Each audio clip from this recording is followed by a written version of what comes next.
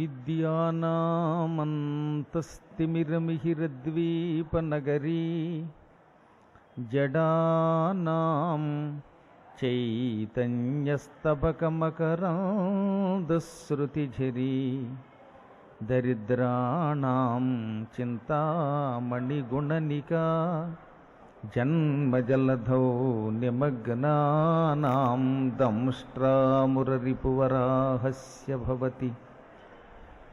శుక్లాంబరధరం విష్ణుం శశివర్ణం చతుర్భుజం ప్రసన్నవదనం ధ్యాయేత్ సర్వవిఘ్నోపశాంతయే.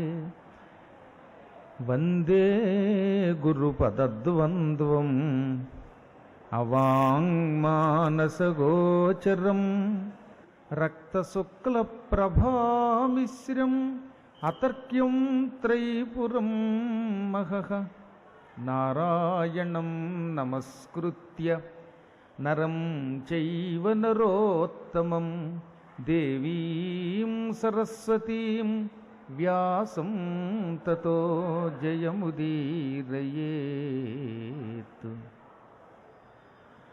శ్రీకర వెంకటేశ్వర వశీకృత సోలధరా ప్రజాళిరక్షాకర హాసనిర్జిత నిశాకర సుందర వద్దిపర్తి పద్మాకర నామధేయుడ భవార్తుడనో నిరుపేద పెన్నిధి నీకడకే గుదించితి గణింపుము నన్ను భవత్పదాశ్రితున్.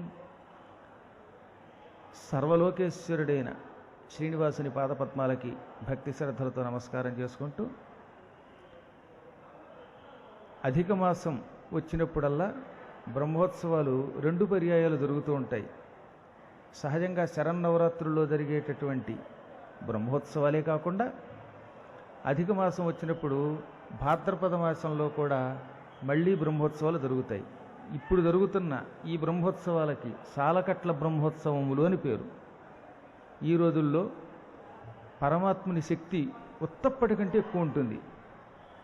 నిజముగా జరిగేటటువంటి శరన్నవరాత్రులలో జరిగేటటువంటి బ్రహ్మోత్సవాల కంటే అధిక మాసం వచ్చినప్పుడు జరిగేటటువంటి బ్రహ్మోత్సవాలు 1000 రెట్లు ఎక్కువ ఫలితం ఇస్తాయి. ఆ సమయంలో కొండ మీదకు అడుగు పెట్టినా, కొండ మీద ఉన్న స్వామివారిని దర్శనం చేసుకున్నా, ఇక్కడున్న అణువణువుని మనం శ్రద్ధతో తాకినా చాలు సకల శుభాలు కలుగుతాయి.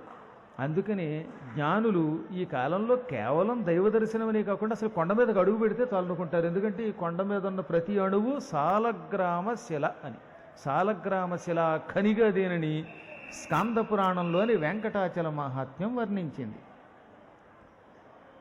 తరిగొండ వేంగమాంబ కూడా శ్రీ వెంకటాచల మహాత్మ్యాన్ని రాస్తూ, ఇక్కడున్న రాళ్ళు, ఇసుక, అణువు, ప్రత్యణువు ఎక్కడ చూస్తే అక్కడ ఆ ప్రాంతం అంతా సాలగ్రామమే. కాబట్టి ఇక్కడికి అడుగు పెట్టేవాళ్ళు సాధ్యమైనంత వరకు నిశ్శబ్దంగా ఉండాలని, ఇక్కడ ఎక్కడ పడితే అక్కడ ఉమ్ములు వేయకూడదని, దీని మీద నడిచేటప్పుడు కూడా సాక్షాత్తు సాలగ్రామం మీద నడుస్తున్నాం కనుక చాలా జాగ్రత్తగా నడవాలని చెప్పారు. మనంతా అంత కఠోర విశ్వాసంతో వస్తున్న వాళ్ళం కాబట్టి ఈ నియమాలను పాటిస్తే ఎక్కువ ఫలితం వస్తుందన్నమాట. ఈ కొండ మీదకు అడుగు పెట్టడం కొన్ని కోటాను కోట్ల జన్మల సుకృతి ఉంటే కానీ లభించదు. పూర్వం మధ్య రాష్ట్రంలో, అంటే ఇప్పుడు మనం విదర్భ అంటున్నామే మహారాష్ట్రలో, అక్కడ ఆత్మారాముడు అని పేరు కలిగిన ఒక ఆయన ఉండేవాడు. బాగా చదువుకున్న పండితుడే, కానీ బాగా దారిద్ర్యం పట్టుకుంది. ఎప్పుడూ జీవితంలో ఒక్కరోజైనా కడుపు నిండా భోజనం చేసే యోగం ఆయనకి దక్కలేదట. అంత దరిద్రుడు అనమాట, మరీ నిర్భాగ్య దామోదరుడు. అతనికి 16 మంది సంతానం, ఒక భార్య, ఒక పూరి గుడిసె, ఇవి అతని ఆస్తి. సరే, పూరి గుడిసె తలదాచుకోవడానికి ఉందా లేదా అన్నట్టుగా ఉండేది. పిల్లలు చూస్తే 16 మంది, ఇంట్లో చూస్తే దారిద్ర్యానికి పరామూర్తిలా భార్య. ఎంత కష్టపడినా, ఎన్ని ప్రయత్నాలు చేసినా జీవితంలో వాడికి సంపాదనే లేకుండా పోయింది. వేళకింత తిండి కూడా దొరికేది కాదు. దాంతో బాగా విసిగిపోయాడు వాడు. ఎప్పుడో ఒకప్పుడు దారిద్ర్యానికి విశ్రాంతి అంటూ ఉంటుందా లేదా? నన్ను నిరంతరం పట్టి పీడిస్తున్న దారిద్ర్య బాధ నుంచి బయటపడేందుకు మార్గం ఉందా లేదా అని వాడికి ఒక రోజున అనుమానం వచ్చిందనమాట. ఎవరు ఏమి చెప్పినా ఆ పని చేశాడు. ఉపాసనలు చేశాడు, ఆలయాలకు వెళ్ళాడు, మొక్కాడు, జపాలు చేశాడు, గుడుల చుట్టూ తిరిగాడు, ప్రదక్షిణలు చేశాడు. అయినా వాడి జీవితంలో దారిద్ర్యం మాత్రం వాడిని విడిచిపెట్టలేదు. అందుకని ఒక రోజున వాడికి విరక్తి కలిగి ఇంక ఈ బతుకు దండుగా, ఇంట్లోంచి పోతే ఇంట్లో వాళ్ళైనా కనీసం బాగుపడతారేమో, నేనున్నంత వరకు ఇంటికి శుభం ఉండదేమో అని కొంచెం పిచ్చి కూడా ఎత్తి, అంటే బుర్ర సక్రమంగా పనిచేయక ఇల్లు విడిచిపెట్టి కనిపించిన మార్గం వెంబడి వెళ్ళిపోయాడు. అంటే వాడికి ఒక లక్ష్యం లేదు. సాధారణంగా ఒక వ్యక్తి ప్రయాణం చేసేటప్పుడు ఇలా వెడదాం, ఇక్కడికి వెడదాం అని ఒక నిర్ణయం తీసుకుని వెడతాడు. వీడు ఏ లక్ష్యము లేకుండానే తన ఇల్లు విడిచిపెట్టి బయలుదేరాడు. నడిచాడు నడిచాడు, ఎన్ని రోజులు నడిచాడో లెక్కలేదు. చివరికి ఇదిగో ఈ సప్తగిరుల ప్రాంతానికి వచ్చాడు. వెంకటాద్రికి కింద కపిల తీర్థంలో స్నానం చేసి కొండెక్కడం మొదలుపెట్టాడు. ఏదో కొంతమంది భిక్షుకులు ఆ రోజున కొండ మీదకు వస్తున్నారు, వారితో కలిసి ఈయన కూడా నడక మొదలుపెట్టాడు. కొంత దూరం నడిచాడు. ఓ చోట ఓ పెద్ద గుహ కనపడింది. ఈ కొండ మీదకు వస్తూ ఉంటే చాలా విచిత్రమైన అనుభూతులు కలుగుతాయి. ఇవాళ కనబడిన వస్తువు రేపు కనపడదు. శ్రీమన్నారాయణుని దివ్య మహామహిమలతో కూడినది ఈ ప్రాంతం. ఎంతెందుకు, దశరథ మహారాజు గారి కాలంలో దశరథుడు కూడా ఈ కొండ మీదకు వచ్చి పుష్కరిణిలో స్నానం చేసి వరాహస్వామి వారి దర్శనం చేసుకున్నట్టుగా మనకి వెంకటాచల మహాత్మ్యంలో ఉంది. మీకు వీలుంటే చూడండి, తిరుపతి దేవస్థానం వారు తరిగొండ వేంగమాంబ రాసినటువంటి వెంకటాచల మహాత్మ్యం పుస్తకం వేశారు కదా, అందులో దశరథుడు స్వయంగా కొండ మీదకు వచ్చి ఉపాసన చేశాడని ఉన్నది. దశరథుడికి ఇక్కడ పుష్కరిణి దగ్గర ఒక పెద్ద గుహ కనబడింది. నిజానికి పుష్కరిణి దగ్గర ఏం గుహ ఉంటుంది, కానీ భగవంతుడు అనుగ్రహించాలనుకుంటే ఒక దివ్య గుహలను మనకు చూపిస్తాడు. ఆ గుహ ఏదో కాదు, హృదయ గుహ. లోపల లోపల ఆత్మానందం పొందు అని చెప్పడానికి పరమాత్ముడు ఒక దివ్యమైన అనుభూతిని కలిగిస్తాడు.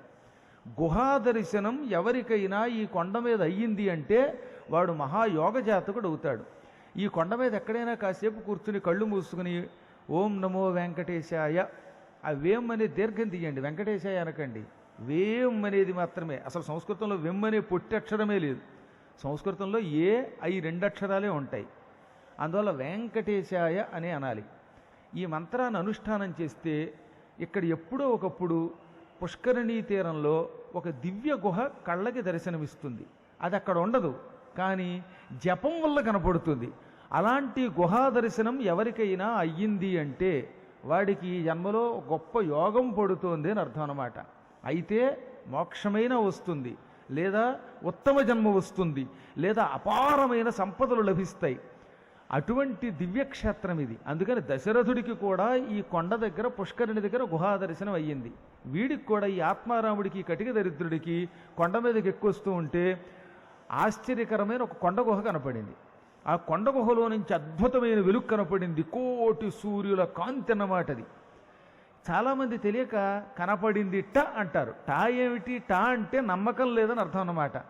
అక్కడ కొండ మీద దేవుడు ఉన్నాడుట అంటే ఎవడో చెప్పాడు, నువ్వు నమ్మావు అని అర్థం. దేవుడు ఉన్నాడుట అన్నావు అంటేనే అది శంక. ఎప్పుడు ఉన్నాడు అని కొండ బద్దలు కొట్టినట్టు నమ్మి రావాలి. భగవంతుడు ఉన్నాడని నమ్మాలి తప్ప ఉన్నట్ట, అక్కడేదో జరిగిందిట, వాడు బాణం వేసేట, ఇలాంటి సంశయములు ఉండకూడదు. అన్నిటిల్లోకి ప్రమాదం ఏమిటంటే సంశయం. సంశయాత్మ వినశ్యతి.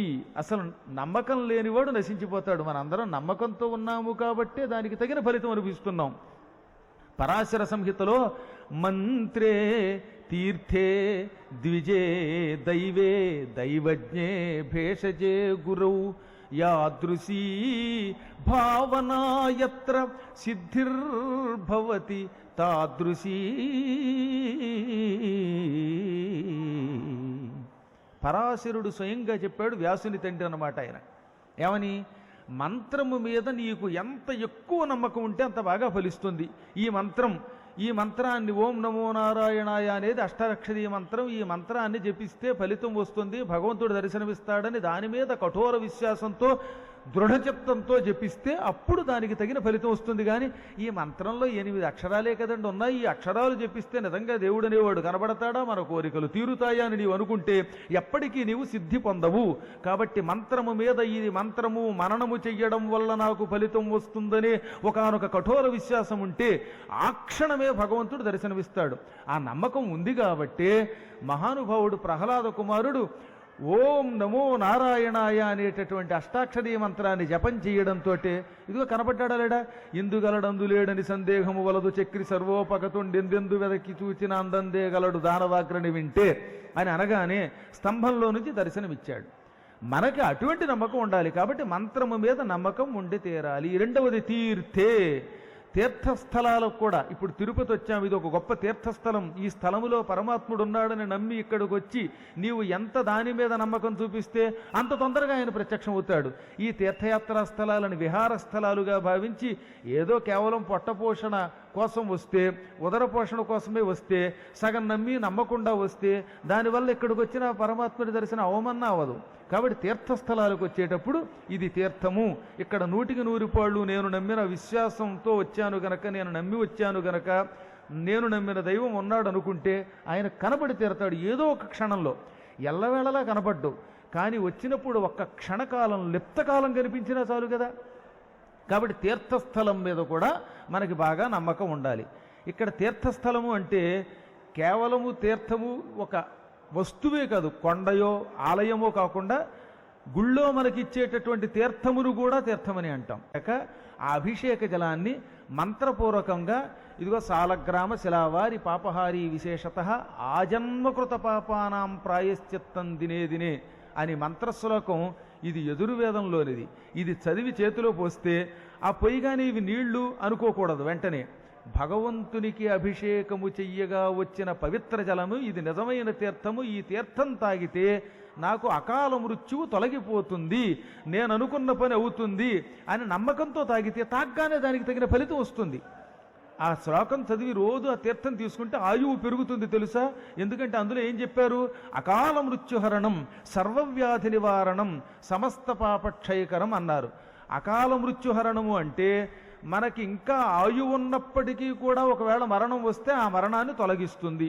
అనగా ఎలాగా, దుర్యోధనుడికి 128 ఏళ్ళు ఆయువు. నిజానికి బ్రహ్మగారు వాడు నుదుట 128 ఏళ్ళు బతికేటట్టు రాశాడు. కానీ దుర్యోధనుడు 60వ ఏట చచ్చిపోయాడు. మహాభారత యుద్ధంలో దుర్యోధనుడు 60వ ఏడు రాగానే భీముడి వల్ల చచ్చిపోయాడు కదా. 128 ఏళ్ళు బతకవలసిన వాడు జాతకరీత్యా, కానీ కేవలం 60 ఏళ్లకి ఎందుకు చచ్చిపోయాడంటే అందుకే భాగవతంలో చెప్పారు, వాడు చేసిన పాపం వల్ల 68 సంవత్సరాల ఆయువు నశించిపోయింది అన్నారు. భాగవతంలో పోతన గారు పాంచాలి కబరి వికర్షణ మహాపాప క్షతాయుష్కులం చెంచద్గర్వుల ధార్తరాష్ట్రుల అనించంపించి గోవిందుడిప్పించన్ రాజ్యము ధర్మసూనునకు కల్పించన్ మహాఖ్యాతి చేయించన్ 3 తురంగమేధములు దేవేంద్ర ప్రభావంబునని రాశారు. నిజానికి 128 ఏళ్ళు బతకవలసిన దుర్యోధనాదులు ఎందుకు తొందరగా చచ్చిపోయారు అంటే, ఒక్కసారి ద్రౌపదీదేవి యొక్క జుట్టు ముడి పట్టుకొని ఈడ్చి సభలోకి దుశ్శాసనుడు లాక్కురాగానే ఆ క్షణమే వాళ్ళ ఆయువు 68 ఏళ్ళు పోయింది. అప్పుడప్పుడు మనం కూడా రకరకాల పాపాలు చేస్తూనే ఉంటాం. కొండ మీద వద్దురా బాబు అంటే చెప్పులతో నడిచేవాళ్ళు కొందరు ఉంటారు, ఉమ్మొద్దన్న చోట ఉమ్ముతూ ఉంటారు, అనవసర సంభాషణ చెయ్యొద్దంటే చేస్తూ ఉంటారు, క్రోధావేశాలు ప్రదర్శిస్తూ ఉంటారు. దీనివల్ల రోజు మన ఆయువు నశిస్తోంది. మనం చేసే ప్రతి పాపం వల్ల రోజు కొంత ఆయుర్దాయం తగ్గిపోతోంది. ఈ ఆయువు తిరిగి రావాలంటే ఏం చెయ్యాలి? గుళ్ళోకి వెళ్ళి తీర్థం తీసుకోవాలి. అందుకు చెబుతున్నాను. అప్పుడు ఏమవుతుంది, తీర్థం తీసుకోగానే ఎంతో పూర్వం తొలగిపోయిన ఆయువు తిరిగి వస్తుంది. అందుకని అకాల మృత్యుహరణము. నాయనా, నీకింకా ఆయువు ఉంది, కానీ నీవు చేసిన పాపం వల్ల నీ ఆయువు తగ్గింది. తగ్గిన ఆయువు తిరిగి రావాలంటే, ఈ పాపం ప్రాయశ్చిత్తం అవ్వాలంటే గుడిలోకి వెళ్ళి భక్తితో తీర్థం తీసుకో అని చెప్పారు. ఆ తీర్థం తీసుకునేటప్పుడు నమ్మకంతో తీసుకుంటేనే దానికి తగిన ఫలితం వస్తుంది. నమ్మకం లేకపోతే అది ఒట్టి నీరు మాత్రమే. అందుకని మొదటిది మంత్రం అయితే, రెండవది తీర్థే. మూడవది ద్విజే, నీవు ఒక పురోహితుడిని బ్రాహ్మణ్ణి నమ్మితే వాడిని అలాగే నమ్మాలి ఎప్పుడూ కూడా. మా పురోహితుడు సక్రమంగా కార్యాలు చేయిస్తాడు, వాడి మంత్రం గొప్పది, అతడు ఏ పూజ చేసినా దానివల్ల ఫలితం వస్తుందని నమ్మకం ఉండాలి. నమ్మకం లేకుండా వాడిని సామాన్య వ్యక్తిగా చూస్తే వాడు చదివే మంత్రం వల్ల నీకు ఫలితం ఉండదు. ఇంకా తర్వాత ఏమిటి? దైవే, దేవుడి మీద కూడా అంతే. ఒక ఆలయంలోకి వెళ్లే ముందు ఆ లోపల ఉన్న దేవుని మీద సంపూర్ణ విశ్వాసంతో, ప్రగాఢ విశ్వాసంతో, ఈతడు భగవంతుడు, ఈతడి అనుగ్రహం నాకు కలుగుతుంది, ఈ లోపల ఉన్నవాడు మహామహిమ కలిగిన వాడు, సకల లోకనాయకుడనే నమ్మకం ఉందా, అతడి వల్ల నీకు ఫలితం ఉంటుంది. నమ్మకుండా వచ్చామా ఫలితం ఉండదు. ఆ తర్వాత అది దైవజ్ఞే, జ్యోతిష్కుడి మీద కూడా. ముహూర్తం పెట్టించుకునేటప్పుడు ఒక వ్యక్తి దగ్గరికి వెళ్ళి, ఏమండి నాకు ఈ ముహూర్తం పెట్టండి అన్నాక మళ్ళీ మీరు పెట్టిన ముహూర్తం సరైనదేనా అని అనుమానించకూడదు. పక్కవాడి దగ్గరికి వెళ్ళి, ఏమండి ఆయన ముహూర్తం పెట్టాడండి, ఈ ముహూర్తం సరైనదేనా లేక ఏమైనా లోపాలు ఉన్నాయా అని నీవు అడిగావంటే నీవు ముహూర్తం పెట్టించుకున్న నీ జ్యోతిష్కుడి మీద నీకు నమ్మకం లేదని అర్థం. అలా నమ్మకం లేకపోతే ఆ ముహూర్తం కూడా ఫలించదు, ఆ జాతకం కూడా ఫలించదు. ఆఖరిని చిట్ట చివర భేషజే, తర్వాత ఏం చెప్పారు? వైద్యుడి మీద కూడా. నీకు వైద్యుని మీద ఎంత ఎక్కువ నమ్మకం ఉంటే అంత బాగా ఫలిస్తుంది. డాక్టర్ గారు మందు ఇచ్చాక, డాక్టర్ గారండి ఈ మందు పనిచేస్తుందా అన్నావా అంటే ఇక నీకు ఆ మందు పనిచేయదు. ఆయన ఇచ్చాడు, వేసుకో అంతే. గురువు గారి మీద కూడా అంతే. కాబట్టి చిట్ట చివరి గురువు గారిని చెప్పారు, గురువు మీద కూడా నమ్మకం ఉండాలి. అందుకే అండంలో యాదృశీ భావన యత్ర సిద్ధిర్భవతి తాదృశి, నీకు ఎంత ఎక్కువ నమ్మకం ఉంటే అంత బాగా ఫలిస్తుంది. కాబట్టి ఇక్కడ ఈ ప్రదేశానికి వచ్చేటప్పుడు ఇవన్నీ నమ్మి రావాలి. ఆ నమ్మకం ఉన్నా లేకపోయినా వాడు అదృష్టం బాగుండి ఆత్మారాముడికి ఈ పైకి రాగానే ఒక కొండ గుహ కనపడింది. ఆ కొండ గుహలో నుంచి కోటి సూర్యుల కాంతి కనపడింది. ఈ కాంతి ఏమిటా అనుకుంటూ ఈ ఆత్మారాముడు ఆ కొండ గుహలోకి వెళ్ళాడు. మనం అది మర్చిపోకూడదు. ప్రారంభంలో చెప్పిన కథ ఏమిటి?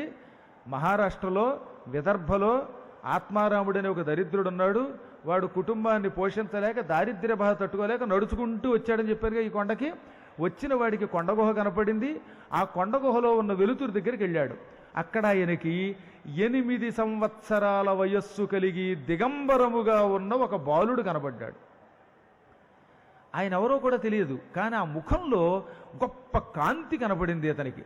వెంటనే నమస్కారం చేశాడు. సాధారణంగా పెద్ద వయస్సు కలిగిన వాళ్ళు చిన్నవాళ్ళకి నమస్కారం చెయ్యరు కదా. కానీ ఆ లోపలున్న కుర్రవాడు వయస్సు 8 ఏళ్ళైనా అతడు దిగంబరుడై బట్టలు లేకుండా ఉన్నా అతని ముఖంలోని కాంతి, అతనిలో ఉన్న ఏదో ఒకానొక దివ్యమైన ఆకర్షణ శక్తి ఇతన్ని వశం చెయ్యగా హఠాత్తుగా పాదాలకి దండం పెట్టాడనమాట. అందుకే మహాత్ములకి నమస్కారం చేసేటప్పుడు వయస్సుతో సంబంధం లేదు. పాదాలకి నమస్కరించి, అయ్యా తమరెవరో తెలియదు, కానీ మీ ముఖంలో ఒక దివ్య తేజస్సు కనబడుతోంది, నన్ను రక్షించండి, మీ పాదాలకు మొక్కుతున్నాను అన్నాడు. వీడి అదృష్టం ఏమిటంటే ఆత్మారాముడికి ఆ కొండ గుహలో ఉన్న 8 ఏళ్ల బాలుడు, ఆ కాంతి స్వరూపుడు, ఇంక మీకు వేరే చెప్పక్కర్లా. గొడ్డ ఇప్పుకు తిరిగే చిన్న కుర్రాడు ఎవడుంటాడు ఈ లోకంలో? సనత్కుమారుడు అంటారు ఆయన్ని. సనకుడు, సనందనుడు, సనత్కుమారుడు, సనత్సుజాతుడు, ఈ నలుగురిని కలిపి సనక సనందనాది మహర్షులు అంటారు. వీళ్ళు ఎప్పుడు చూసినా 8 సంవత్సరాల వయస్సు కలిగిన బాలురలాగే ఉంటారు. ఎప్పుడు గుడ్డలు లేకుండా తిరుగుతారు. అప్పుడప్పుడు చిన్న గోచి గుడ్డ పెట్టుకొడతారు. ఇదిగో వాళ్ళు వైకుంఠానికి వెళ్ళినప్పుడు జయ విజయులు వాళ్ళని అడ్డం కొట్టబట్టే, ఆ సనక సనందనాదులు శాపం పెట్టబట్టే వరసగా హిరణ్యాక్ష హిరణ్యకశిపులుగా, రావణ కుంభకర్ణులుగా, శిశుపాల దంతభక్తులుగా భూమి మీద పడ్డారు జయ విజయులు. అంటే శ్రీ మహావిష్ణువుకి వైకుంఠంలో కాపలా ఉండే జయ విజయుల్ని కూడా శాపం పెట్టగలిగేంత గొప్ప మహిమ కలిగిన వాళ్ళు ఈ సనక సనందనాది మహర్షులు. అందులో ఒక ఆయన సనత్కుమారుడు, చాలా గొప్పవాడు ఆయన. ఆయన కనబడ్డాడు అన్నమాట ఈ కొండ మీద. నాయన, నా పాదాలకి నమస్కరించావు గనక, కష్టంలో నుంచి బయటపడే మార్గం అడిగావు గనక నీకు మార్గం చెబుతున్నాను. నేనే సనత్కుమారుణ్ణి, బ్రహ్మ మానసపుత్రుణ్ణి, శ్రీ మహావిష్ణువు భక్తుణ్ణి. నీ అదృష్టవశాత్తు ఈ కొండ మీదకు అడుగుపెట్టావు. నీకు నేను ఎందుకు దర్శనమిచ్చానో తెలుసా? నీ పూర్వజన్మలో చేసిన పాపములు పోబట్టి నేను నీకు దర్శనమిచ్చాను. ఇక్కడ ఒక చిన్న గొప్ప విషయం వినాలండి జాగ్రత్తగా. కొండ మీదకి రాగానే గుహ కనపడి, గుహలో ఉన్న సనత్కుమారుడు ఈ ఆత్మారాముడి కనబడ్డాడు.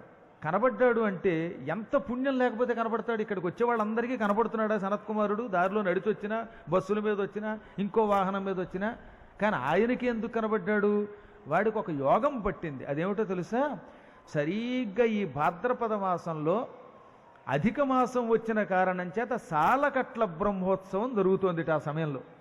ఆ సమయంలో కొండ కింద ఉన్న కపిల తీర్థంలో అనుకోకుండా స్నానం చేశాడు. కావాలని కూడా కాదు, కేవలం నడిచి వచ్చాడు, చెమట పట్టింది, అలసట తొలగడం కోసం మాత్రమే స్నానం చేశాడు. అయినా వాడి పాపం పోయింది. నిప్పు తెలిసి తొక్కినా తెలియక తొక్కినా అది నిప్పే కనుక కాలుతుంది. నిప్పా నేను పొరపాటున తెలియక తొక్కాను, ఎందుకు కాల్చావు అని మనం అడిగితే అది సమాధానం చెబుతుందా? అది నిప్పు. నువ్వు ఏ వంకతో దానిని తొక్కినా, చూసి తొక్కినా, చూడక తొక్కినా, నిప్పు మీద అడుగు పెట్టామంటే కాలు కాలవలసింది.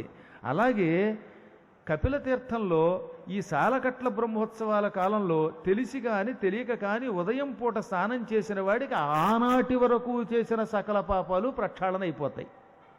ఆ తర్వాత కొత్త పాపాలు మళ్ళీ చేసుకుంటే అది వేరే విషయం. కానీ ఇలా పాప ప్రక్షాళన అయితే అప్పుడు కొండ మీదకి వచ్చేటటువంటి వాడికి ఎక్కడో ఒక చోట భగవంతుడు ఏదో రూపంలో దర్శనమిస్తాడు. ఏదో ఒక శుభం కలిగి తీరుతుంది, వాడు అనుకున్న పనులు అయి తీరుతాయి. వాడు తెలియకుండానే ఇక్కడ స్నానం చేయగా వాడికి ఏదో యోగం పట్టి ఈ సనత్కుమారుడు దర్శనమిచ్చాడు. ఇదన్నమాట సనత్కుమారుడు చెప్పిన మాట. నాయనా ఆత్మారామా, నువ్వు కపిల తీర్థంలో స్నానం చేసావు, దాంతో నీ పాప ప్రక్షాళన అయ్యింది, అందుకే నా దర్శనం అయ్యింది అన్నాడు. అనగానే ఇతను ఏమన్నాడు? అయ్యా, నేను ఇప్పటికి 60 ఏళ్ళు వయస్సు, కానీ ఇన్నాళ్లుగా ఒక్కనాడు కూడా వేళకింత అన్నం తినలేకపోయాను. మంచి ఇల్లు లేదు, కట్టుకునే గుడ్డ లేదు, భార్య, నా పుత్రులు అందరం కటిక దారిద్ర్యంతో అలమటించిపోతున్నాం. పిల్లలు ఎన్నోసార్లు ఆకులు పట్టుకొచ్చి ఇంత అన్నం పెట్టమని అడిగితే అన్నం పెట్టలేక ఎన్నోసార్లు ఏడ్చాను నేను అన్నాడు వాడు. దారిద్ర్యం చాలా బాధ బాబోయ్. అన్నిటిలోకి మహాబాధ ఏమిటంటే దారిద్ర్యం అన్నారు. దారిద్ర్యం ఘనతాపదం భువి నృణాం కేనాపి నోధ్యాయతి. మహాభయంకరమై పట్టి పీడించే దారిద్ర్యమనే ఒకానొక వస్తువుని తొలగించేవాడు ఎవడూ లేడా? దారిద్ర్యం తొలగించి మనుషుల కష్టాలను గట్టెక్కించేటటువంటి వాడు, కష్టంలోంచి బయటపారేసేవాడు ఒక్కడూ లేడా? అంటే అసలు దారిద్ర్యం తొలగించాలని ఏ దేవుడు పట్టించుకోవడానికి ఏడ్చాడు కాళిదాస్ అంతటి వాడు కూడా. కాబట్టి దారిద్ర్యం మహాబాధ. నాకు 16 మంది కొడుకులు, వాళ్ళంతా అప్పుడప్పుడు నా దగ్గరకు వచ్చేవారు. వచ్చి ఎక్కువ వద్దు, ఇంత అన్నం పెట్టమని అడిగేవారు. పత్రభోజన ధృతపాణులై పట్టెడోరము మాకు పెట్టుమనుచూ వేడిన వీనులు సూడినట్ల యగును. సనత్కుమార, నా పిల్లలు ఆకులు పట్టుకొచ్చి నాన్న నాన్న ఆకలి వేస్తోంది, ఎక్కువ వద్దు, గుప్పెడు అన్నం పెట్టమని అడిగేవారు. అప్పుడు వాళ్ళకి అన్నం పెట్టలేక ఏడ్చాను చాలాసార్లు. ఎందుకెంత దారిద్ర్యం నన్ను పట్టుకుంది? 60 సంవత్సరాల వయస్సు వచ్చిన దారిద్ర్యంలో నుంచి ఎందుకు బయటపడలేకపోతున్నాను? నేను చేసిన పాపమేమిటి అని సనత్కుమారుణ్ణి ఈ ఆత్మారాముడు అడిగాడు. మంచి ప్రశ్న వేశావు నాయన. నువ్వు చేసిన మహాపాపం వల్లే ఇవాళ ఈ దారిద్ర్యం అనుభవిస్తున్నావు. నీ పూర్వజన్మలో నువ్వు నీ భార్య అప్పుడు కూడా భార్యాభర్తలే, మీరిద్దరూ అయోధ్యానగరంలో ఉండేవారు. ఆ సమయంలో మీరు చేసిన పాపాలు 1, 2 కాదు. అందులో నువ్వు పరమ దుర్మార్గుడివి. ఎవరి దగ్గరికైనా వెళ్ళి వాళ్ళని తెగతిట్టి రోజు వాళ్ళల్లో ఉన్న లోపములు మాత్రమే ఎన్నేవాడివి. ఎవరిని దానం చెయ్యనిచ్చావు కాదు, నువ్వు చేసావు కాదు. పూర్వజన్మలో ఎప్పుడూ ఎవరికీ ఏమీ పెట్టని పాపాత్ముడు ఈ జన్మలో ఆ పాపం వల్ల కటిక దారిద్ర్యం అనుభవిస్తాడు. వీడేం చేసేవాడో తరిగొండ వేంగమాంబ వెంకటాచల మహాత్మ్యంలో రాసింది. ఎవరన్నా పక్కవాడికి 10 రూపాయలు ఇద్దాం అనుకున్నారు. ఒక ఆయన మంచి చక్కగా హరికథ చెబుతున్నాడు. ఆ హరికథ చెప్పే ఆయన దగ్గరికి వెళ్ళి ఇలాంటి వాడు ఎవరో 10 రూపాయలు ఇవ్వబోతుంటే, ఎందుకండి వాడికి ఇవ్వడం 10 రూపాయలు వేస్ట్, దీని బదులు హాయిగా మీరు ఏదన్నా పలహారం కొనుక్కు తినండి, మీ పిల్లలకి ఇంకేదన్నా కొనుక్కు పట్టుకు వెళ్ళండి అని ఇచ్చేవాడిని ఇవ్వనిచ్చేవాడు కాదట. ఎవరైనా పుచ్చుకునేవాడు ఉంటే వాడి దగ్గరికి వెళ్ళి నువ్వు వాడిచ్చే డబ్బులు పుచ్చుకోకు, ఎందుకో తెలుసా, వాడు పాపాత్ముడు, లంచగొండి, ఆ పాపపు సొమ్ము నీకు ఇస్తున్నాడు అని పుచ్చుకునేవాడిని పుచ్చుకోనివ్వకుండా చేసి, ఇచ్చుకునేవాడిని ఇచ్చుకోనివ్వకుండా చేసి ఇష్టం వచ్చినట్టు ప్రవర్తించాడు పూర్వకాలంలో. భార్యాభర్తలిద్దరూ ఎవరైనా కలిసి ఉంటే వారి దగ్గరికి వెళ్ళి భార్య దగ్గరికి వెళ్ళి మీ ఆయన పరమ దుర్మార్గుడు, వాడు రెండో పెళ్లి చేసుకున్నట్ట, వారెవరినో స్కూటర్ మీద ఎక్కించుకు తీసుకెళ్ళాట అని లేని నేరాలు చెప్పి భార్యకి భర్త మీద విరక్తి కలిగేలా చేసేవాడు. భర్త దగ్గరికి వెళ్ళి నీ భార్య దుర్మార్గురాలని చెప్పేవాడు. దాంతో భర్త భార్యను కొట్టేవాడు, భార్య భర్తని తిట్టేది. ఈ విధంగా భార్యాభర్తల్ని విడదీశావు. ఇలా ఒకటి కాదు, నీ పూర్వజన్మలో నువ్వు చేసిన పాపములు ఒకటా రెండా, సముద్రంలో కెరటాలైనా లెక్కెట్టచ్చు. నువ్వు చేసిన పాపాలు మాత్రం లెక్క పెట్టలేము. అన్ని మహాపాపాలు చేసావు.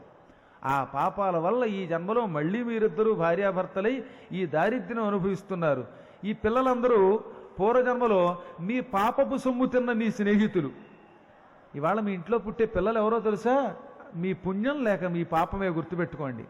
పూర్వజన్మలో మనం ఎవరైనా పాపాత్మల సొమ్ము తింటే మళ్ళీ వాడింట్లోనే పుట్టి ఆ పాపాన్ని మనం అనుభవిస్తాం. పుణ్యం చేస్తే పుణ్యం కూడా అలాగే అనుభవిస్తాం. కాబట్టి పిల్లలు ఇంటిలో బాగా ఏడిపిస్తున్నారంటే అది మన పాపం, వాళ్ళు చాలా సంతోషపెడుతున్నారంటే అది మన పుణ్యం. అందుకని ఆత్మా వై పుత్రనామాసి అంటోంది వేదం. తండ్రి కొడుకు రూపంలో పుడతాడు అంటే అర్థం ఏంటి? తండ్రి గారు బతికున్నవాడే చచ్చిపోయి కొడుకుగా పుడతాడని కాదు అక్కడ అర్థం. తండ్రి చేసిన పాపము లేక పుణ్యము పిల్లల రూపంలో వచ్చి, పాపం అనుకోండి పిల్లల రూపంలో ఏడిపిస్తుంది, పుణ్యం అయితే ఇదిగో పిల్లల రూపంలో సుఖపెడుతుంది. అబ్బా మా అబ్బాయి హాయిగా చదువుకున్నాడండి, నన్ను నెత్తి మీద పెట్టుకు చూస్తున్నాడండి అంటున్నామంటే మనం చేసిన పుణ్యం అది. మా పిల్లలు రోజు ఏడిపిస్తున్నారు, చితక్కొట్టేస్తున్నారు, పొద్దు నుంచి సాయంకాలం దాకా అల్లరి చేస్తున్నారని ఏడుస్తున్నామంటే అది మనం చేసిన పాపమే. ఆ పాపం ఈ పిల్లల రూపంలో ముసలమై పుట్టి మనల్ని ఏడిపిస్తూ ఉంటుంది. కాబట్టి అనుక్షణం ఇది జాగ్రత్తగా చూస్తూ ఉండండి. ఎవడూ చూడడం లేదు, మనం చేసే తప్పుల్ని ఎవడూ కనిపెట్టడం లేదనుకోవడం భ్రమ. ఎవడూ కనిపెట్టకపోయినా ఎవడో ఒకడు కనిపెట్టేవాడు ఒకడున్నాడు, వాడే పరమాత్ముడు. ఎప్పుడు ఎక్కడ ఎవరికి ఏ పుణ్యపాపమునకు తగిన ఫలితం ఇవ్వాలో అది ఇచ్చి తీరుతాడు నిస్సందేహంగా. కాబట్టి ఆనాడు నువ్వు చేసిన పాపాలు మళ్ళీ ఇక్కడ అనుభవిస్తున్నావు. నీ పాపపు సొమ్ము తిన్న స్నేహితులు నీ కొడుకులుగా 16గురుగా పుట్టి నిన్నేడిపిస్తున్నారు. అదాన్న దోషేణ భవే దరిద్రః దరిద్ర దోషేణ కరోతి పాపం పాపాదవశ్యం నరకం ప్రయాతి పునర్దరిద్ర పునరేవ పాపి. ఏనాడు ఎవ్వడికి దానము చెయ్యని పాపము వల్ల దానం చెయ్యని వాడు ఏమవుతాడు? దరిద్ర భవేతు, దరిద్రుడై పుడతాడు. దరిద్ర దోషం వల్ల ఏం చేస్తాడు? దారిద్ర్యం వల్ల మళ్ళీ దొంగతనాలు, లంచగొండితనాలు, ఇలాంటి పాపాలు మొదలు పెడతాడు. పొట్టపోషణకి డబ్బులు లేకపోతే ఏదో పాపం చేయాలనిపిస్తుంది కనుక మళ్ళీ ఏం చేస్తాడు? పాపాత్ముడు అవుతాడు. మళ్ళీ పాపం వల్ల ఏమవుతుంది? నరకానికి పోతాడు. నరకం నుంచి మళ్ళీ భూలోకంలో దరిద్రుడై పుడతాడు. పునరేవ పాపి, మళ్ళీ పాపాత్ముడై పాపాలు చేస్తూనే ఉంటాడు. ఈ చక్రం అలా తిరుగుతూనే ఉంటుంది. కాబట్టి మానవుడు ఈ ప్రక్షాళన చేసుకోవాలి పాపాలని. అందులోంచి బయటపడి మళ్ళీ వీడు పుణ్యాత్ముడై తీరాలి. అనగా అయ్యా చేసిందేదో తెలియక చేశాను పూర్వజన్మలో, ఇప్పుడు ఈ పాపం నుంచి బయటపడడానికి ఏం చెయ్యాలి అన్నాడు. నీ అదృష్టం వల్ల పరమ పవిత్రమైన సాలగ్రామ శిలాఖరి అయిన ఈ దివ్యక్షేత్రానికి వేయించేసావు సప్తగిరుల మీదకి. నువ్వు కొండ మీదకి వెళ్ళు. అక్కడ స్వామి పుష్కరిణి అని ఒక గొప్ప నది ఉన్నది. అది సామాన్యమైన తీర్థం కాదు. పూర్వం పులస్త్యుడు అనే ఒక ప్రజాపతి ఉండేవాడు, బ్రహ్మమానసపుత్రుడు. ఇప్పుడు మీరు రోజు పుష్కరిణిలో స్నానం చేస్తున్నారే, ఈ పుష్కరిణి చాలా గొప్పది, అంత తేలికైంది కాదు ఇది. దీని గురించి పద్మపురాణంలోనూ అలాగే రామాయణం ఉత్తరాఖండలోను రెండింటిలోనూ చెప్పారు సుస్పష్టంగా. పూర్వం ఒకప్పుడు సరస్వతీదేవి నేను ఒక గొప్ప నదిగా మారి ప్రజలందరినీ పవిత్రుల్ని చేసి నదులన్నిటిల్లోకి గొప్ప నదినవ్వాలి అనే కోరికతో హిమాలయ పర్వతాలకు వెళ్ళి తపస్సు మొదలుపెట్టింది. ఇప్పుడు మనం బదరీ అంటున్నాం కదా హిమాలయాల్లో. ఆ బదరీ క్షేత్రానికి కొంచెం దగ్గరలో మానా అని ఒక గొప్ప ప్రదేశం ఉంది. అక్కడ సరస్వతీదేవి 1000 సంవత్సరాల కాలం కఠోర తపస్సు చేసింది శ్రీ మహావిష్ణువు కోసం. ఆ తపస్సు కూడా ఎలా చేసింది ఆవిడ? 2 చేతులు ఎడమ చెయ్యి మీద కుడి చెయ్యి పెట్టుకుని బొడ్డు దగ్గర నాభిస్థానంలో చేర్చి కళ్ళు మూసుకుని ఓం నమో నారాయణాయ అనే అష్టాక్షరీ మంత్ర జపం చేసింది. ఈ జపం చేస్తూ ఉండగా బ్రహ్మమానస పుత్రుడైన పులస్త్యుడు అనే ఒక ప్రజాపతి, బ్రహ్మగారికి పుత్రుడు అంటే సరస్వతికి కూడా పుత్రుడే, ఆయన హిమాలయాలకు వచ్చాడు. ఆయన కూడా తపస్సు చేసుకుందాం అనుకున్నాడు. అనుకుని తపస్సు చేసుకునేవాడికి ముందు ఆచమనానికి నీళ్లు కావాలి. అందుకని సరస్వతి దగ్గరకు వచ్చి, అమ్మా సరస్వతి మంచినీళ్ళు ఇమ్మని అడిగాడు. ఆచమనమునకు నీళ్ళు ఇమ్మన్నాడు. ఒకసారి అడిగాడు, 2 సార్లు అడిగాడు, 3 సార్లు అడిగాడు. కానీ సరస్వతీదేవి కళ్ళు విప్పలేదు. దాంతో ఈయన కోపం వచ్చింది. నువ్వు అమ్మవి, కానీ కళ్ళు మూసుకుని బొమ్మలా నటిస్తావా? నేను ఆచమనానికి మంచినీళ్ళు ఇమ్మంటే ఇవ్వకుండా కఠోర దీక్షతో నియమంతో తపస్సుని ఆచరిస్తున్నట్టు నటిస్తున్నావు గనక నీకు నేను శాపం పెడుతున్నాను. నీ ఉద్దేశం ఏమిటి? గొప్ప నదిగా మారిపోయి అందరినీ పవిత్రులు చెయ్యాలని. కానీ నువ్వు నదిగా మారినా నీకు పెద్ద పేరు రాదు. నువ్వు క్రమంగా అంతర్వాహిని అయిపోతావు, అంటే కనబడకుండా పోతావు, భూమి అడుగు నుంచి ప్రవహిస్తావు. భవిష్యత్తులో గంగానది పుడుతుంది, గంగానదికి పేరు ఎక్కువ వస్తుంది, నీకు పేరు రాకుండా పోగాక అని సరస్వతిని శాపం పెట్టేశాడు. దాంతో సరస్వతి కోపం వచ్చింది. కళ్ళు విప్పి, దుర్మార్గుడు ఎంత పని చేసావురా? అన్ని నదుల్లో కల్లా గొప్ప నదిని అవ్వాలని నేను తపస్సు చేస్తే నేను అసలు నదిగానే కనబడకుండా అంతర్వాహిని అయిపోవాలని, పైగా భవిష్యత్తులో గంగానది పుడుతుంది, గంగానదికి ఎక్కువ పేరు రావాలని అంటావా? కాబట్టి నా కోరికని పాడు చేశావు గనక నువ్వు భ్రష్టుడి వైపో. నీ వంశంలో పరమ దుర్మార్గులైన రాక్షసులు పుట్టెదరుగాక. నీ వంశంలో క్రూరులైన రాక్షసులు పుట్టి లోకకంటకులు అయిపోతారు, నీ వంశానికి అప్రతిష్ట వస్తుంది అని చెప్పించింది. వెంటనే వాడు కాళ్ళ మీద పడి, అమ్మ రక్షించు తల్లోయ్ అన్నాడు. అప్పుడు ఆవిడ జాలిపడి, పోన్లే నీకు రాక్షసులు పుట్టరు, నీకు విశ్రవసుడని ఒక కొడుకు పుడతాడు. ఆ విశ్రవసుడికి మాత్రం 2వ భార్య కైకసి వల్ల రావణ కుంభకర్ణులు పుడతారు, శూర్పణఖ పుడుతుంది. ఆ తర్వాత ఉత్తముడైన విభీషణుడు కూడా పుట్టి ఆ వంశానికి కొంత పేరు తెచ్చిపెడతాడు అని శాపాన్ని మార్చింది. ఇప్పుడు ఆవిడ ఏడుస్తూ విష్ణువు దగ్గరికి వెళ్ళి, స్వామి నేను నదిగా మారాలని, అన్ని నదుల్లో కల్లా గొప్ప పేరు తెచ్చుకోవాలి అని అనుకుంటే దుర్మార్గుడు పులస్తుడు నాకు శాపం పెట్టాడు, ఇంకా నాకు జీవితంలో గొప్ప నదిగా పేరు తెచ్చుకునే అవకాశం లేదా అన్నది. అప్పుడు విష్ణువు ఆవిడ్ని దయతలిచి, అమ్మా నేను వరాహ అవతారం ఎత్తినప్పుడు వైకుంఠంలో ఉన్న 7 కొండల్ని భూలోకంలో పెట్టాను, సువర్ణముఖి నదీ తీరంలో. ఈ కొండలు 7 కొండలు పూర్వం వైకుంఠంలో ఉండేవి. వాటికి క్రీడా పర్వతములు అని పేరు అన్నమాట. శ్రీ శేషశైల గరుడాచల వెంకటాద్రి నారాయణాద్రి వృషభాద్రి వృషాద్రి ముఖ్యామని 7 కొండల పేర్లు. ఈ కొండలని గరుత్మంతుని ద్వారా భూలోకానికి తీసుకొచ్చి ఇక్కడ పెట్టాను. ఈ కొండలలో వరాహస్వామి వారి సన్నిధానంలో నువ్వు కఠోర దీక్షతో నేనిచ్చే ఒక మంత్రాన్ని అనుష్ఠానం చేస్తే నువ్వు గొప్ప నదివైపోతావు అన్నాడు ఆయన. అప్పుడు సరస్వతి ఇక్కడికి వచ్చి, ఇప్పుడు ఈ పుష్కరిణి ఉన్న చోట సరస్వతి ఒకప్పుడు సంవత్సర కాలం శ్రీ మహావిష్ణువు ఇచ్చిన ఓం నమో భగవతే వాసుదేవాయ అనే మంత్రాన్ని జపం చేసింది. అప్పుడు విష్ణువు మళ్ళీ ప్రత్యక్షమై, ఈ రోజు నుంచి నిన్ను పుష్కరిణి అనే పేరుతో ఒక గొప్ప సరస్సుగా తీర్థంగా మారుస్తున్నాను. కాబట్టి పుష్కరిణి అంటే సాక్షాత్తు సరస్వతీ నదికి మారు రూపు. ఇది ఎందులో ఉంటుంది? స్కాంద పురాణంలోనూ పద్మపురాణంలో ఉన్న వెంకటాచల మహాత్మ్యంలో ఉంటుంది. సరస్వతి ఈ రోజు నుంచి నువ్వు పుష్కరిణిగా మారిపో. ఎవరైనా సరస్వతీ నదిలో స్నానం చేయడానికి అవకాశం లేకపోతే పుష్కరిణిలో స్నానం చేస్తే చాలు, సరస్వతిలో స్నానం చేసినట్టే.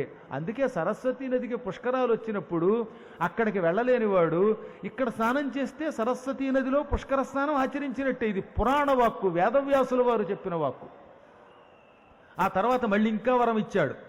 ఇంతేకాకుండా ప్రతి సంవత్సరము ఈ శరన్నవరాత్రుల్లో వచ్చే బ్రహ్మోత్సవాలలోనూ, అలాగే అధిక మాసాలు వచ్చినప్పుడు వచ్చే ఇలాంటి సాలకట్ల బ్రహ్మోత్సవాలలోనూ 88,000 నదులు నీలో చేరుతాయి. ఇది కాకుండా 3 కోట్ల తీర్థములు చేరతాయి. ఆ సమయములలో నువ్వు సకల నదీ నద తీర్థస్వరూపిణివి. ఆ సమయంలో నీలో స్నానం చేసిన వారికి వచ్చే శుభాలు అన్నీ నేను చెప్పలేం అన్నాడు. అందుకే ఇటువంటప్పుడు పుష్కరిణిలో చేసే స్నానము ఉత్తప్పటి కంటే కొన్ని కోట్ల రెట్లు ఎక్కువ ఫలితం ఇస్తుంది. ఆనాటి నుంచి సరస్వతీదేవి ఇదిగో ఇక్కడ పుష్కరిణిగా మనకి దర్శనమిస్తున్నది.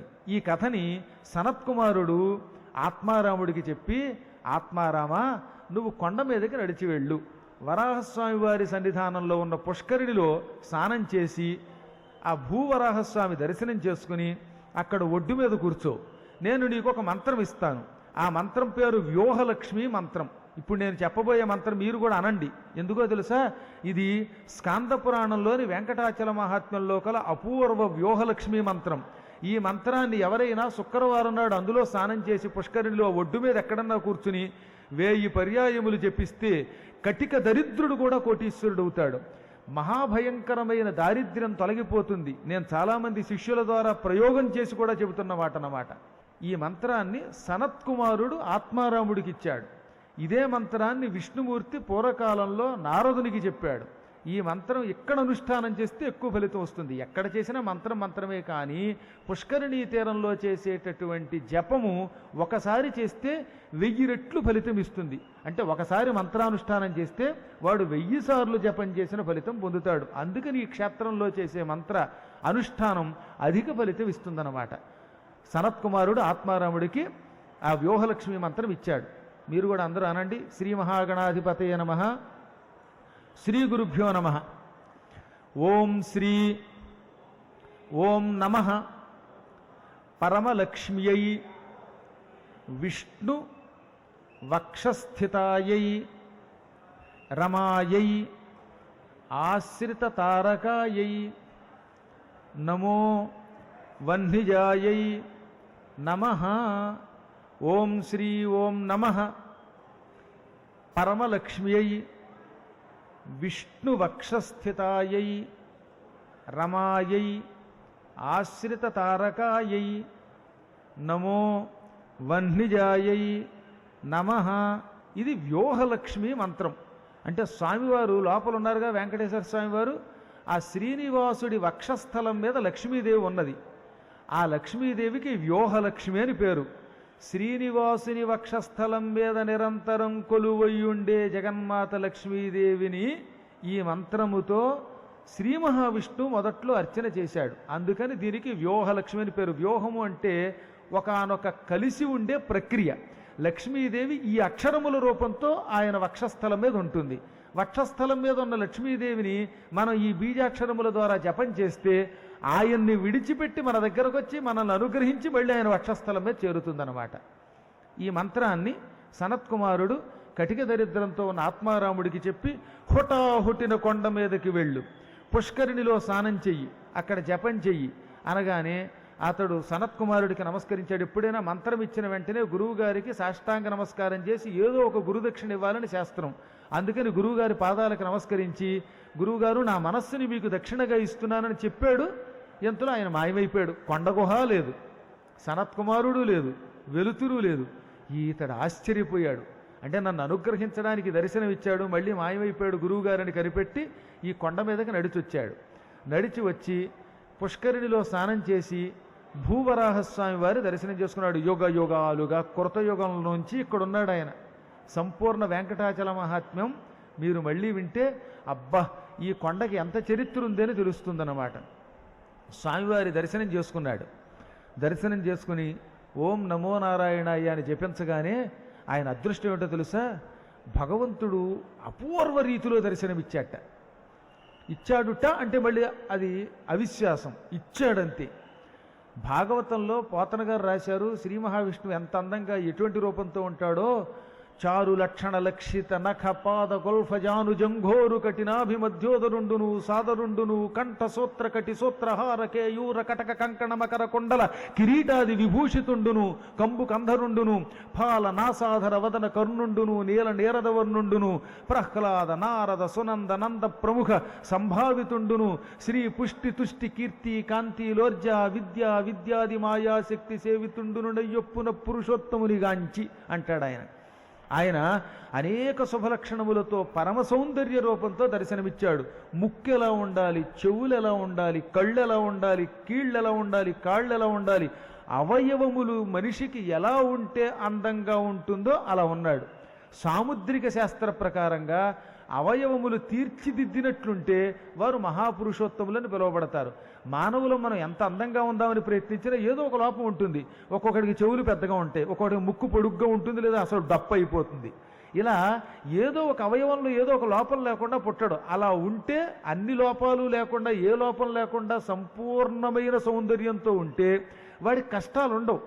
అర్జునుడికి అరణ్యవాసం వంటి కష్టాలు ఎందుకు వచ్చాయి అని ధర్మరాజు గారు అడిగాడు కృష్ణుణ్ణి. అర్జునుడిలో సాముద్రిక శాస్త్ర ప్రకారం లోపం లేదు కదా, అయినా ఎందుకని అర్జునుడు అరణ్యవాస కష్టాలు అనుభవించాడు అంటే అన్నీ బాగున్నాయి కానీ ఈ చిరుతొడలు ఉంటాయే, ఈ చిరుతొడల దగ్గర కొంచెం మాంసం ఎక్కువైపోయి తొడలు ఒరుసుకునేవిట నడుస్తూ ఉంటే, అందువల్ల ఆయనకి కష్టం వచ్చిందని చెప్పాడు మహాభారతంలో అశ్వమేధ పర్వంలో. అంటే ప్రతి వ్యక్తిలో ఎక్కడో ఒక చోట ఏదో ఒక అవయవ లోపం ఉంటుంది, ఆ లోపం వల్లే మానవులకి కష్టాలు వస్తాయి. కానీ పరమాత్ముడిది మన శరీరం కాదుగా, మనదేమో పాంచభౌతిక శరీరం, ఈ పంచభూతాల వల్ల ఏర్పడిన శరీరం, అందువల్ల మన శరీరంలో ఏదో ఒక లోపం ఉంటుంది. కానీ పరమాత్మది చిన్మయ శరీరం, ఆయన తన అపూర్వమైన మహామహిమతో చైతన్య స్వరూపమైన దివ్యమంగళ విగ్రహాన్ని మనకి దర్శనం కోసం ఇస్తున్నాడు.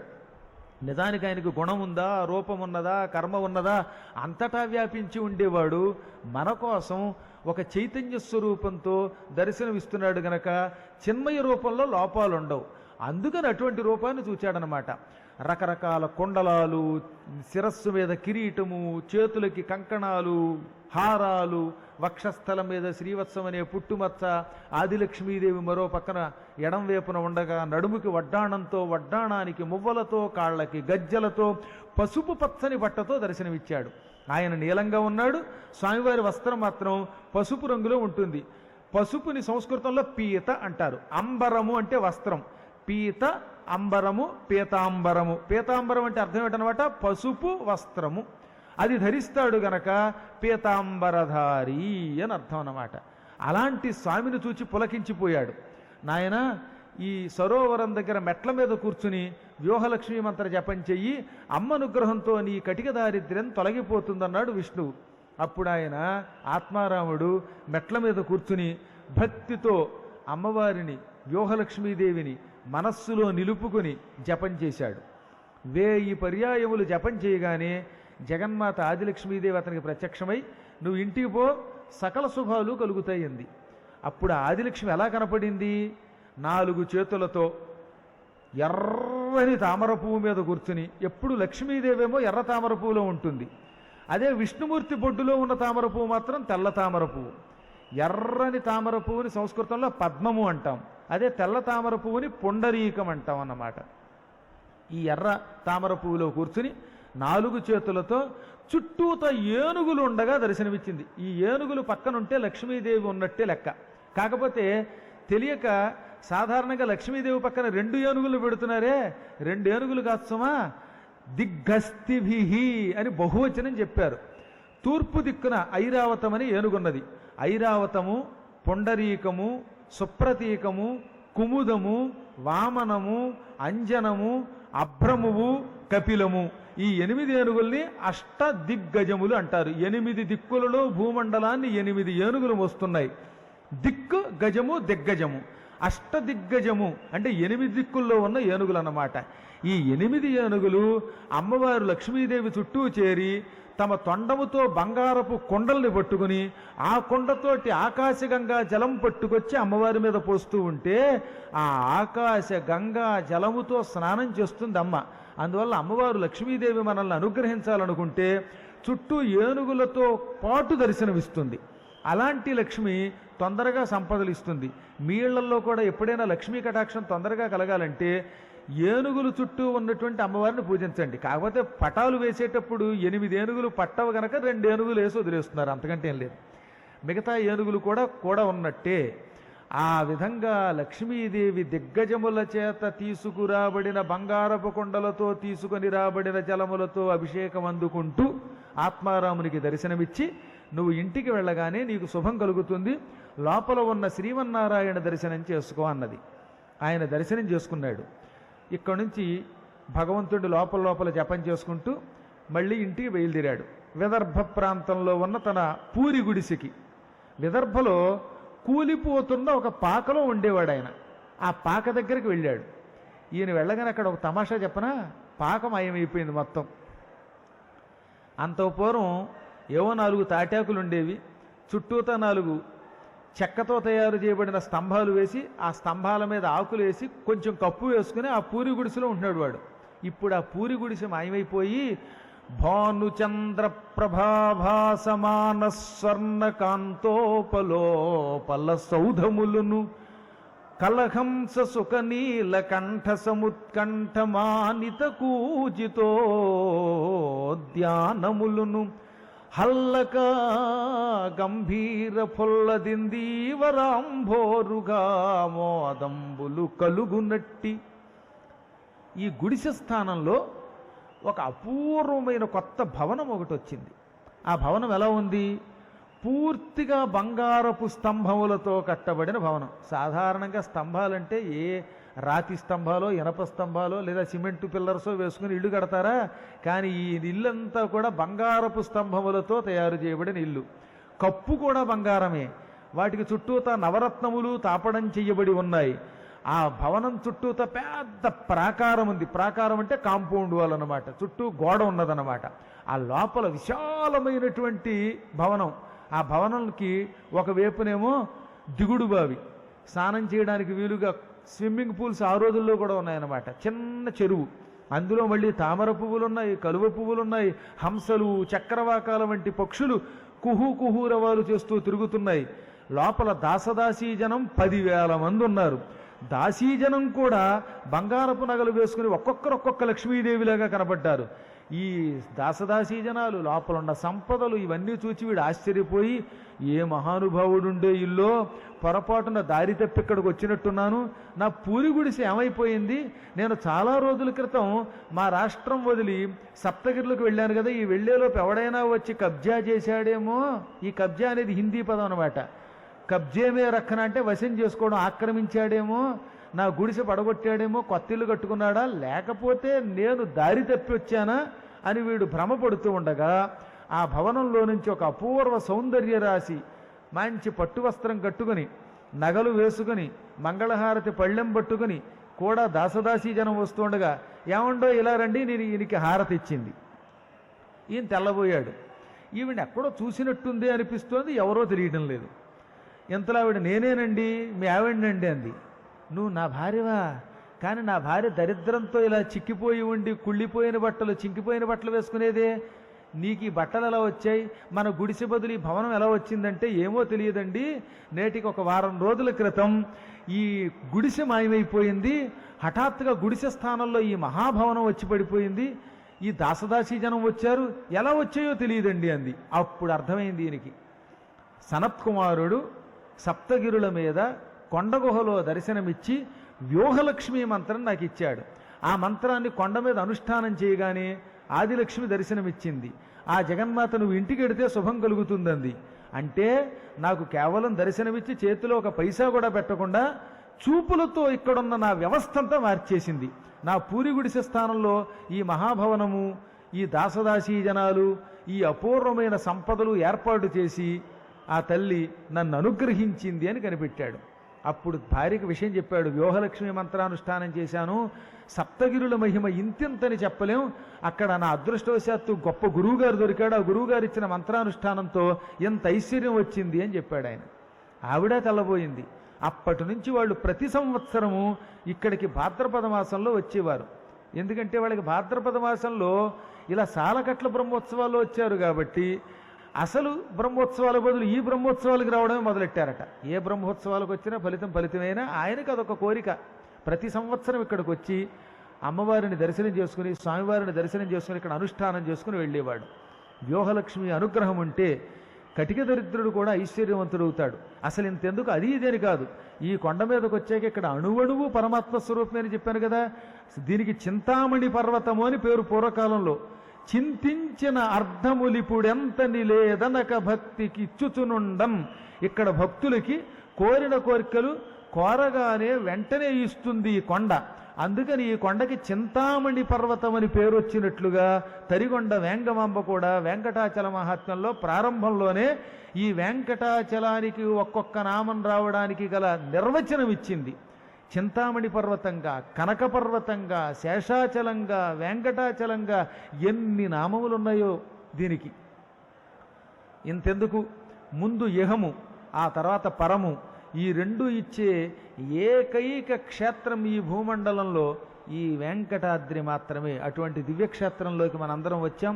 స్వామి దర్శనం ఎంతసేపు చేశామన్నది అక్కర్లేదట, లిప్త కాలం చాలు. నారదుడు పూర్వజన్మలో దాసీపుత్రుడిగా ఉన్నప్పుడు క్షణకాలం చూశాడు, కానీ ఆ శక్తి వల్ల తర్వాత జన్మలో నారదుడయ్యాడు.